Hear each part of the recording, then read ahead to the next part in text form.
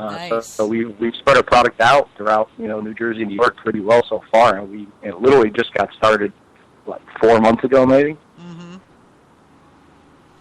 So yeah, it'll be a good logo for almost any kind of market too. And it kind of goes with our style too. We go for more like the wine, 14% alcohol meads for the most part, and I think it just kind of fits the whole look. It does. I love the fact that it's got sort of a continental look too. So it's a nice tie back to your family heritage. Yeah, it's very very classic. Yeah, it really is.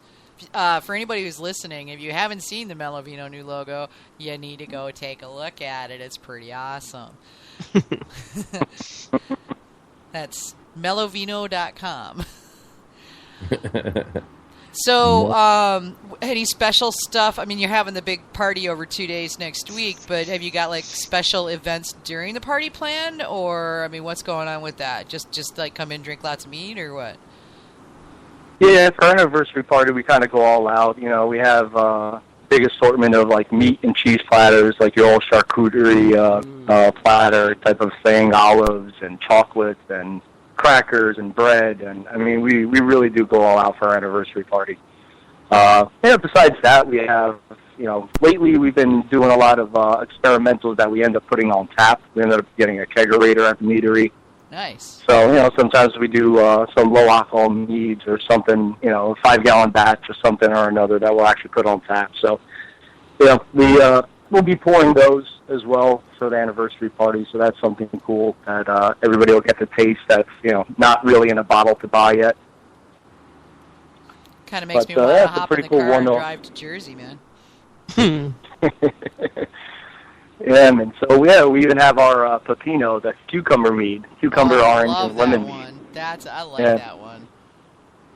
Yeah, we had to scratch that. That's supposed to be it was supposed to be our summer seasonal. We released it last summer. It was a huge hit. And, this year, unfortunately, we weren't able to do it just because all this gearing up and investing into more tank capacity and everything else that we wanted to get as far as equipment-wise to really start beefing up production, because now we're looking to start going to, different states with distribution. We had to kind of scratch a lot of projects and kind of consolidate our production into focusing on the 4 or 5 meads that we're actually sending out for distribution. Mm-hmm. And so all that money went towards those specific products with very little skirting out of that area, basically. Well, I remember. So certain meads and I'm sorry. Go ahead. Yeah, so certain needs and, new recipe ideas that I've had on the back burner for a long time, and, and even something that's popular as, Pepino, that cucumber mead, was last year. Even that one we kind of had to scratch, so I figured, let me make 10 gallons on the side, and we'll put it on tap for anybody who comes in. We have, an open tap room weekend, the first weekend of every month. We call it our meetup nights. So instead of just doing our standard tours and tastings like we've always done since day one, a few months ago we started doing, the first Friday and Saturday night of every month. We kind of let people just come in free of charge, just kind of an open tasting room. Come in, buy samplers, buy full glass, buy, a flight to try to taste all the different stuff that we've come out with since the last time they've been for a tour and tasting.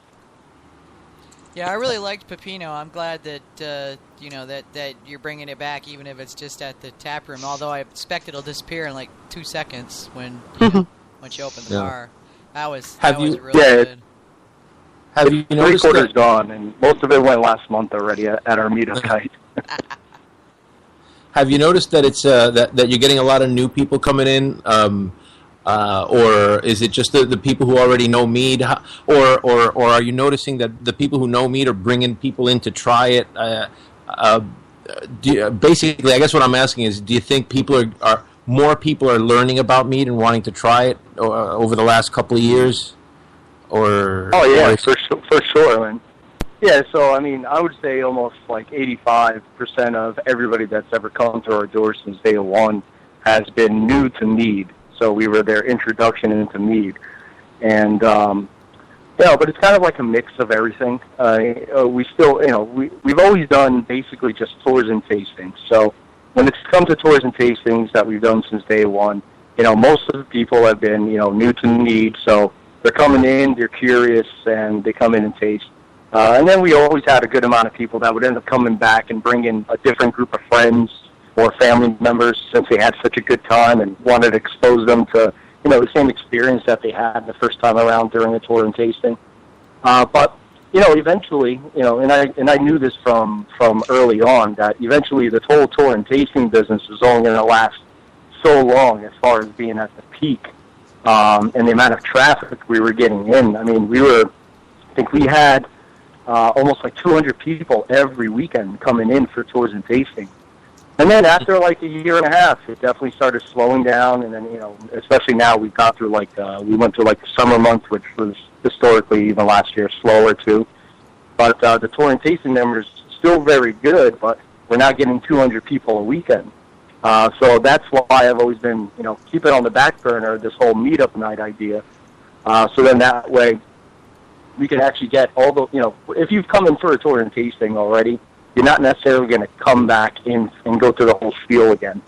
So I started up finally the meetup nights where, one first weekend of every month, those people get to come back in and try new stuff and without having to sit through, a whole other tour and tasting. So it's basically, it was a great way to get people to come back again and taste new products and, and try different meats. But we do get a mix of just about everybody. Home brewers, people that are into wine or craft beer, some people that are into mead, and, we also have those people that are already experienced and start asking us, technical questions and are really into it because those are the type of people we like to talk about. We love, teaching and introducing new people to mead. But we definitely love talking shop when it comes to people who already know what they're talking about. So, right. Yeah, it's a little mix of everything, Cool. So up to now, you've basically just been distributing to bars and restaurants and that kind of thing, right? Yeah, bars, liquor stores, restaurants. Yeah. Do you notice that if there's like in the metropolitan area, is there any particular borough or is Manhattan like number one, or is Queens or Brooklyn like that where your meat is getting consumed the most?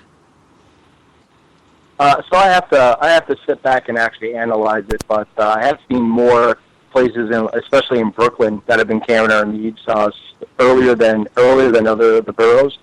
But that's also, everything's still so new as far as data is concerned. Like I said, we've been distributing for 4 months basically, and we're working through distributors. So it's not technically me out there selling my product.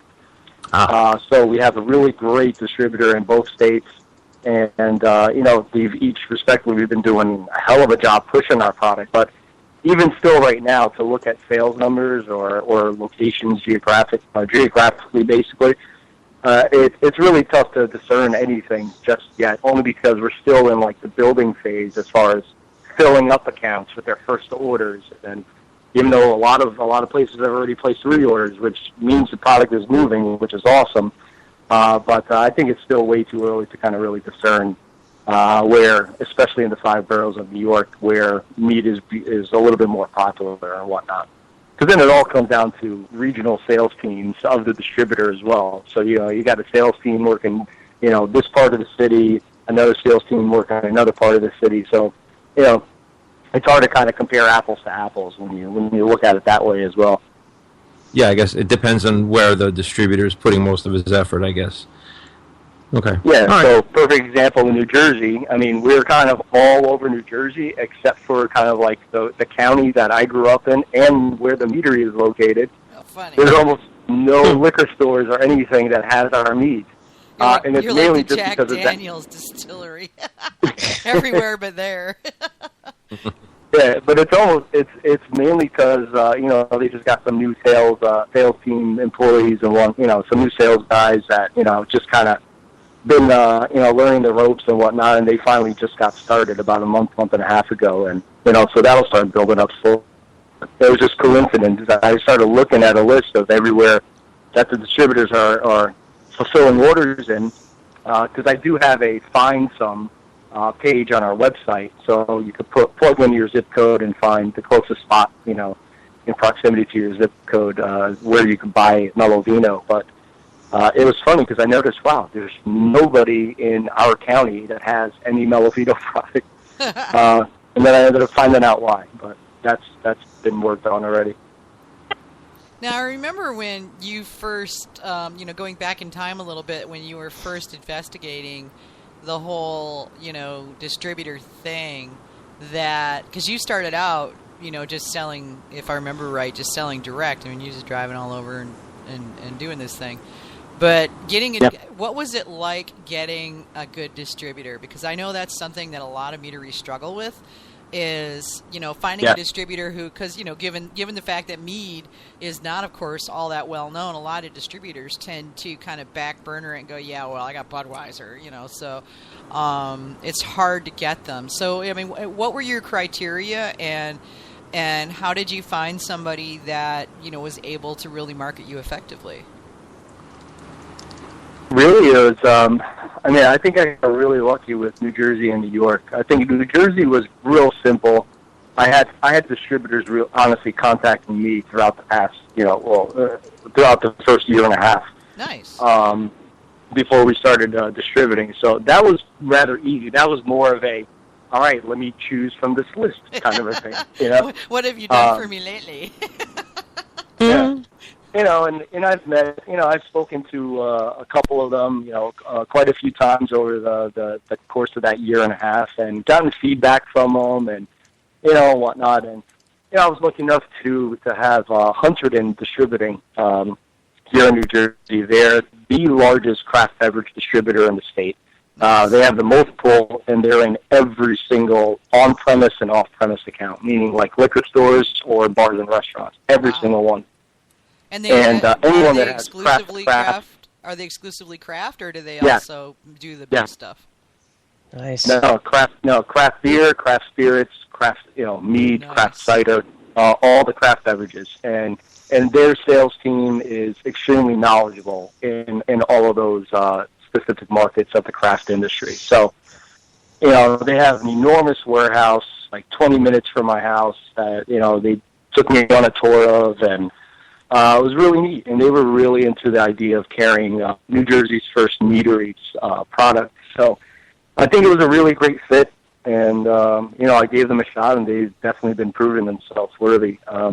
New York, almost kind of the same thing. I kind of just put out a few phone calls to different distributors, and kind of just asked 21 questions. Played that game over the phone, and ended up finding one, Remarkable Liquids, they're called, and these guys are incredible.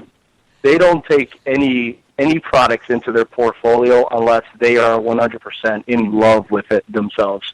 Oh, nice. So they're very, very selective. They're a small distributor comparatively, like medium-sized distributor, I would say, and comparatively to some of the other bigger guys. And so their portfolio is like the perfect size where you're not going to get lost in their sales book, kind of a thing, because they don't have 1,000 products or even 100 products. You know what I mean? So, and we're basically one of the three or four meads that they carry.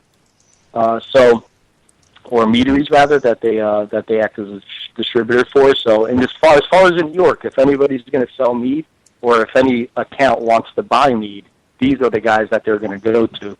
So I saw it being a really great fit for us, and they've been doing extremely well for us as well. Nice. Cool. I like it. But it is tough finding distributors because, like I said, we're looking to expand to different states and whatnot, and it's been difficult trying to mainly literally just getting a decision maker on the phone. That's actually been the biggest struggle.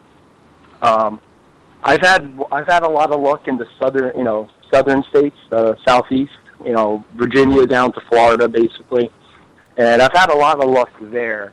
But everywhere else, especially, it's really hard to get a hold of anybody that you would actually need to speak to. And if you ever